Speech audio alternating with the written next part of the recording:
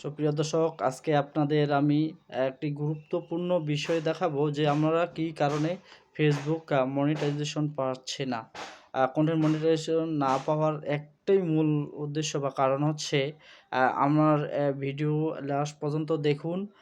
ওইখানে ইংলিশগুলা বাংলায় করে দেখানো হয়েছে যে কিভাবে আমরা কি কারণেই আমরা ফেসবুক কন্টেন্ট মনিটাইজেশন পাচ্ছি না এবং আমাদের কি করলে বা কি করার প্রয়োজন কন্টেন্ট মনিটাইজেশন পাওয়ার জন্য। তাই আপনারা এই ভিডিওটা সম্পূর্ণ দেখুন, দেখে সমাধান করুন ইনশাল্লাহ। প্রফেশনাল ড্যাশবোর্ডে চেক করে দেখুন। আসলে অনেকেরই ফেসবুক পেজে সমস্যা হওয়ার কারণ হচ্ছে তারা অন্যের ভিডিও কপি করার কারণে।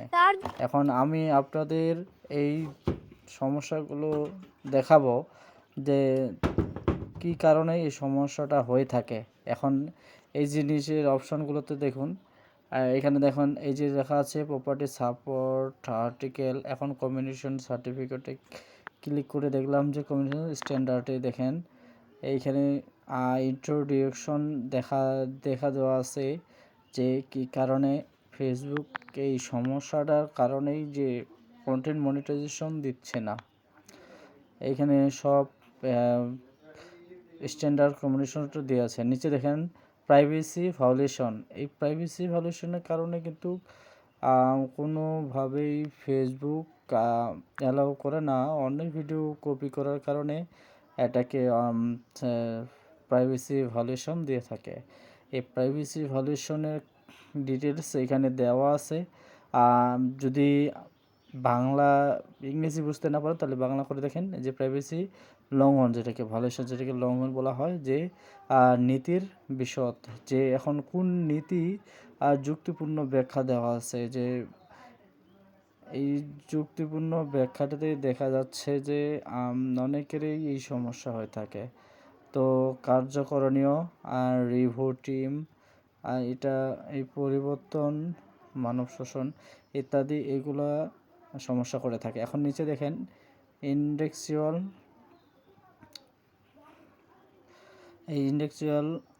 এটা আমরা ইংলিশ করে দেখি, আগে ইংলিশেই দেখি যে থার্ড পার্টি ইন্টারটেকচুয়াল প্রপার্টি ইনভেস্টমেন্ট, যে পলিসি রিলেশনাল, এইটা ফেসবুকে প্রায় অনেকেরই হয়ে থাকে। আর এটার হচ্ছে একটা কারণ অন্যের ভিডিও কপি করার কারণেই। এখন এটাকে বাংলা করে দেখি, দেখেন যে থার্ড পার্টির মানে মেধা সম্পত্তি, মানে অন্যের ভিডিও কপি করার এটা একটা মনে করেন যে কারণ। এখন মেধা সম্পত্তির বিষয়ে সাহায্য পান।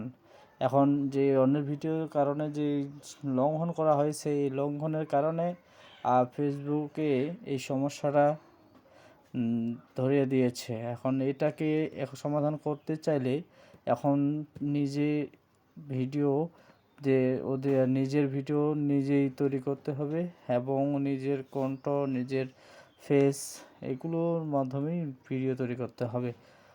যাই হোক, কোনো শিকারীধারী অনুমোদন প্রতিনিধির কাছ থেকে অভিযোগ, মানে এই যে আরেকজনের ভিডিও, তার ভিডিওর অভিযোগ করা হয়েছে, এই অভিযোগের কারণে এটা কপিরাইট লঙ্ঘন, যেটাকে ট্রেডমার্ক লঙ্ঘন এবং নকল প্রোডাক্ট বিক্রি, প্রচার, ব্র্যান্ডের এই অনেক কিছুই এই যে এখানে ধরিয়ে দেওয়া হয়েছে।